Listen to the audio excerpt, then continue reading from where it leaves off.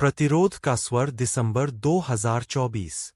शीर्षक: ट्रंप की जीत, अमेरिका और विश्व के लिए इसके अर्थ। मुख्य पाठ: डोनाल्ड ट्रंप ने मतों को बहुमत और जीत के लिए महत्वपूर्ण निर्वाचक मंडल के प्रतिनिधियों का बहुमत जीतकर अमेरिकी राष्ट्रपति का पद निर्णायक रूप से जीत लिया है।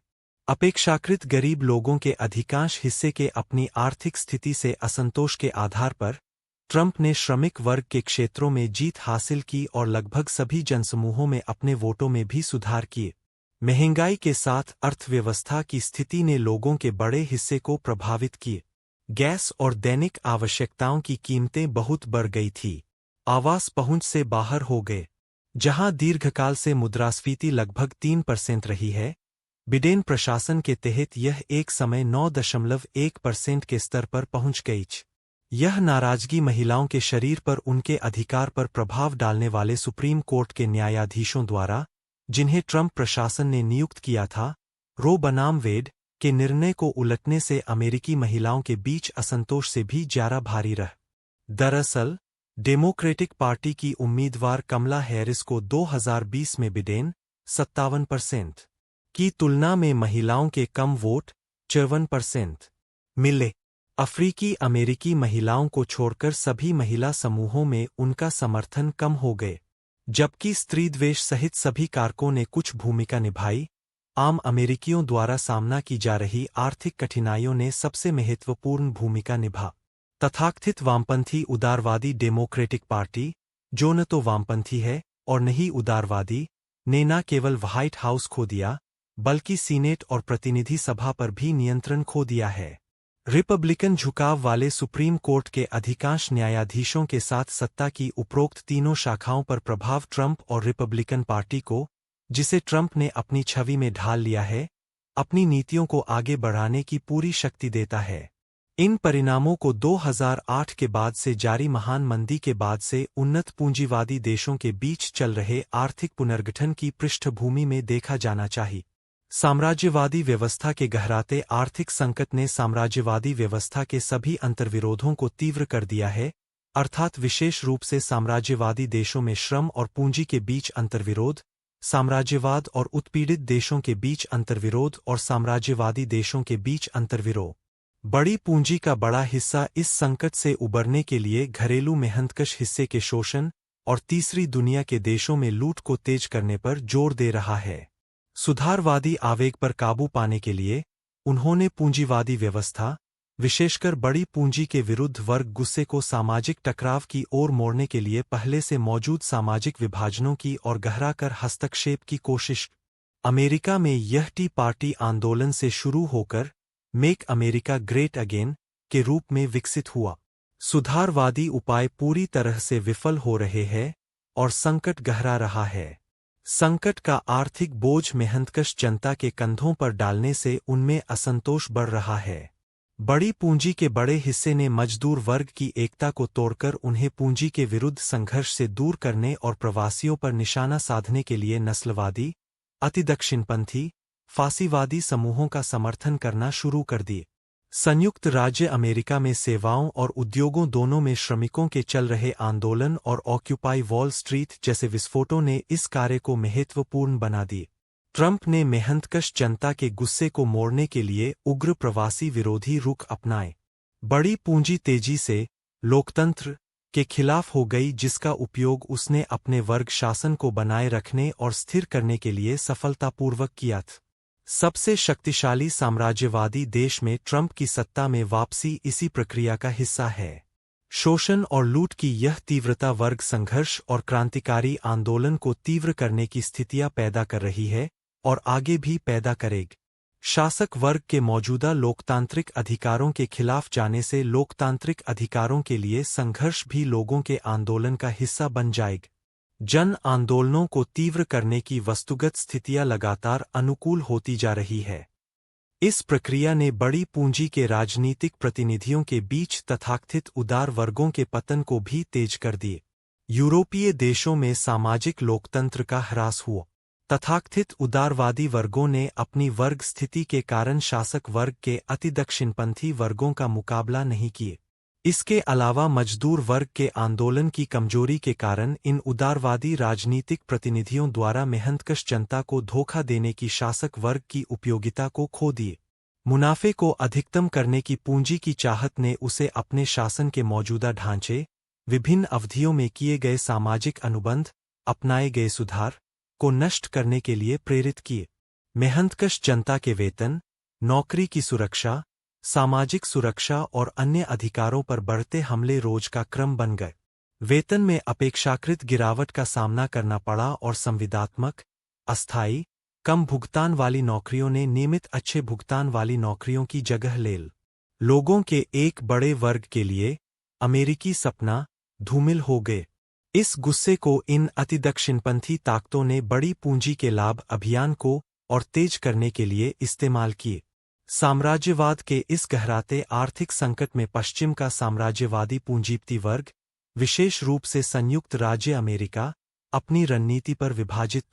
उनमें से एक हिस्से ने एक ध्रुवीय दुनिया की बहाली के प्रयास को जारी रखने का समर्थन किया, जो अन्य साम्राज्यवादी शक्तियों, विशेष रूप से चीन के उदय के कारण कमजोर हो रही थी और प्रमुख प्रतिद्वंद्वियों के साथ सैन्य टकराव से उत्पन्न हो रही बहुध्रुवीय दुनिया के उद्भव को रोकने का समर्थन किया और इस उद्देश्य से साम्राज्यवादियों के अंतर्राष्ट्रीय गठबंधन बना। दूसरा हिस्सा अमेरिका प्रथम की नीति के साथ आक्रामक रूप से अमेरिकी साम्राज्यवादी हितों को आगे बढ़ाना चाहता है और अंतर्राष्ट्रीय गठबंधनों की परवाह नहीं करना चाहता। संक्षेप में, यह अंतरसाम्राज्यवादी अंतर्विरोध की भूमिका पर मतभेद था। जबकि एक ध्रुवीयवादी सभी प्रमुख प्रतिद्वंद्वियों, विशेष रूप से चीन और रूस, से मुकाबला करना चाहते थे, वहीं दूसरा हिस्सा मुख्य रूप से आर्थिक क्षेत्र में प्रमुख प्रतिद्वंद्वी, चीन से मुकाबला करना चाहता है। इस स्थिति में यूक्रेन में युद्ध, मतभेद का एक प्रमुख बिंदु बनकर उभर। ट्रंप और सहयोगी अमेरिकी धन को इस युद्ध में नहीं झोंकना चाहते थे, जबकि डेमोक्रेटिक पार्टी और यहां तक कि कई रिपब्लिकन ने इसमें एक ध्रुवीय दुनिया को बहाल करने का अवसर देख। ट्रंप और उनके एक बार फिर अमेरिका को महान बनाओ को सहयोगियों ने यूक्रेन को दी जा रही इस सहायता को आम अमेरिकियों द्वारा सामना की जाने वाली आर्थिक कठिनाइयों के खिलाफ खड़ा कर दी।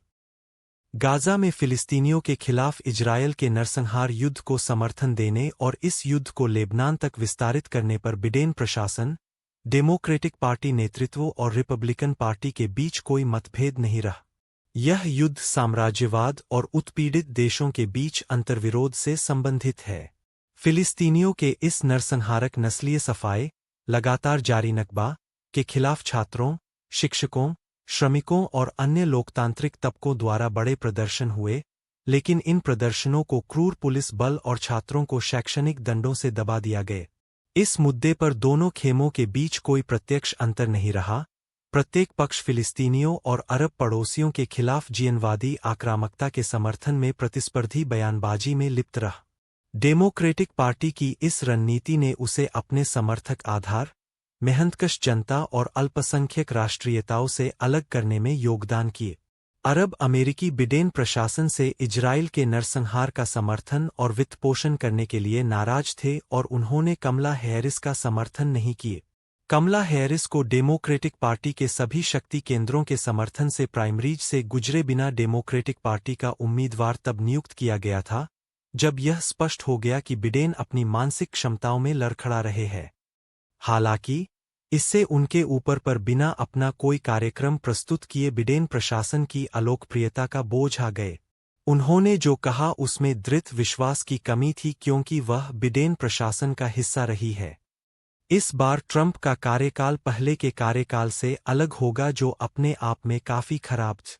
राज्य की विभिन्न शाखाओं पर प्रभुत्व और रिपब्लिकन पार्टी पर लगभग पूर्ण नियंत्रण के साथ, ट्रंप प्रशासन रिपब्लिकन प्रशासन के लिए प्रोजेक्ट 2025 के नीति नुस्खे लागू करेगा जो हेरिटेज फाउंडेशन द्वारा तैयार किया गया है। यह महिलाओं, परिवारों की सुरक्षा के नाम पर, प्रवासियों और मेहनतकश जनता के खिलाफ पूर्णतः प्रतिक्रियावादी कार्यक्रम है। महत्वपूर्ण बात यह है कि यह कार्यकारी शाखा विशेषकर प्रशासन पर राष्ट्रपति के पूर्ण नियंत्रण की सलाह देता है। राष्ट्रपति पद के दौरान किए गए कृत्यों के लिए सुप्रीम कोर्ट द्वारा दी गई आपराधिक कार्रवाई से छूट के साथ, ट्रंप लोगों के अधिकारों को अपने पैरों के नीचे कुचलने में और अधिक बेलगाम होने जा रहे हैं। हालांकि ट्रंप ने इस प्रोजेक्ट की जानकारी होने से भी इनकार किया है, लेकिन उनके कई सलाहकार इसी थिंक टैंक, विचार समूह, से आए हैं। दस्तावेज का उद्देश्य अमेरिकी समाज और राजनीति को नया स्वरूप देना है। ट्रंप का मुख्य शत्रु भीतर होने की समझ इसी दस्तावेज से ली गई है। ट्रंप की जीत निश्चित रूप से अमेरिकी लोगों, विशेषकर हाशिए पर रहने वाले वर्गों के लोकतांत्रिक अधिकारों के लिए एक झटका है। प्रवासियों के खिलाफ ट्रंप की बयानबाजी, वह उन्हें अवैध प्रवासी कहना पसंद करते हैं, निश्चित रूप से उत्पीड़ित देशों के लाखों श्रमिकों के लिए दमनकारी होगा।